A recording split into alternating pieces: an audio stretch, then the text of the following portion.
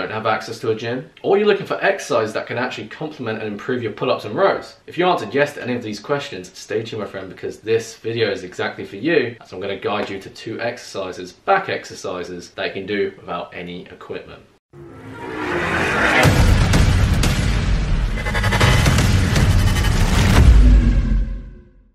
Crew members, welcome back to the channel, my friends. How you doing today? If this is your first time here on this channel though, you need to subscribe to the channel now, my friend, and turn on post notifications, because if you're new to body training and calisthenics, this is your home body strength training. So make sure to hit that button and turn on that bell right there. Right, so first exercise I'm going to go through with you, which was actually highlighted in one of my previous workout videos on this channel, is the supported downward dog, because this is practically like a body weight compound variation or version of the trap free raise, which is a great exercise for increasing shoulder strength and stability, particularly in the lower traps, and as a result you're going to also improve your overhead mobility. So it's a big bang for your buck, and very beneficial and practical for the bodyweight athlete. So you're going to start in a push-up position, with the first progression being your feet in a wide stance, shoulders over the wrists and slightly externally rotated, and with straight arms you're going to push your shoulders back overhead into a downward dog position, and at the same time you're going to raise your hips up towards the ceiling, pause in the peak contraction,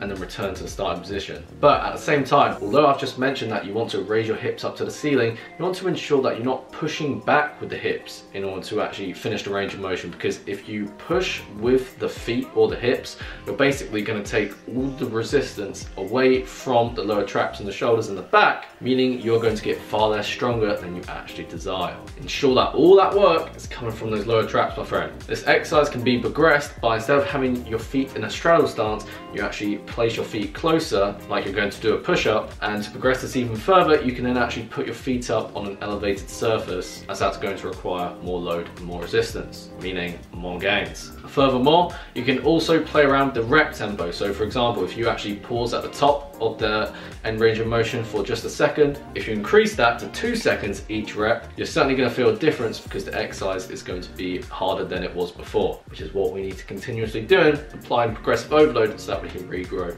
bigger and stronger muscles. The second exercise we can do is the reverse bridge, and now this is going to be more horizontally dominant, where we're going to focus on strengthening the scapular retractors, the erector spinae, as well as a bit of the glutes and hamstrings as well. And just to note, this exercise can be performed in many ways, so that can be with palms facing forwards, palms facing sideways, or palms facing backwards. Personally, I prefer the palms facing backwards, because this forces external rotation, which is an important area to strengthen as a bodyweight athlete, and it's usually a common weakness for us. So if we can strengthen external rotation, we're going to be able to maximize our performance and minimize injury. But again, based on your strength level and your needs, you can make any adjustments you fancy. So the first progression of the reverse bridge is doing this with bent legs. So we're going to pull up into the reverse bridge so that our shoulders are over our wrists and our knees are over our ankles. And here we're going to pull up, thinking of squeezing the shoulder blades together, as well as keeping the core and glutes active to maintain the reverse plank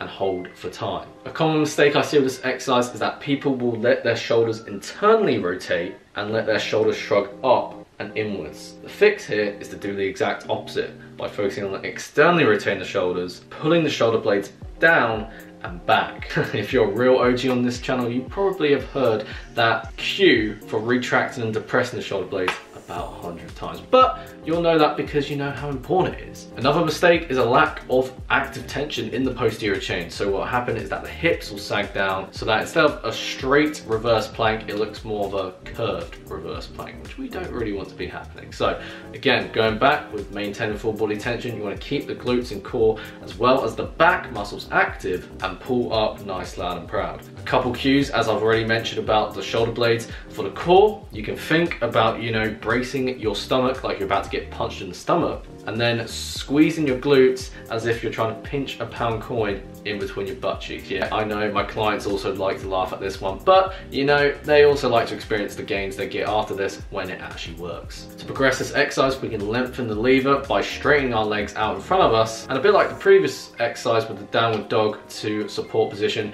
we can then actually elevate our feet, because not only is that going to improve our shoulder extension, again, it's going to require more strength in the posterior chain. Furthermore, although I have demonstrated this exercise isometrically and held for time, you can also do this isotonically in a sets and reps fashion. And just to mention that these two exercises are not replacements for the almighty pull-ups and rows. These should be more supplementary and done after your main pulling exercise and bodyweight training. But as a good rule of thumb, if overhead mobility is something you lack and want to improve to a larger extent, you may want to choose the first exercise I mentioned in this video.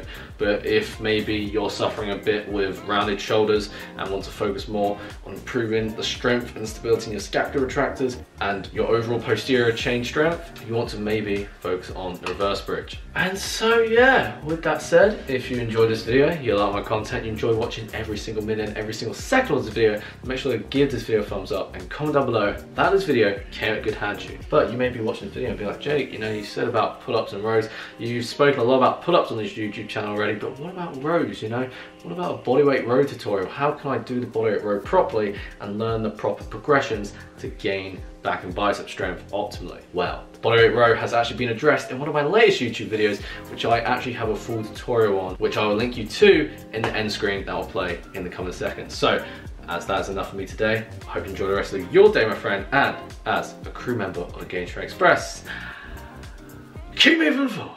I don't know why I said it like that, but hey ho.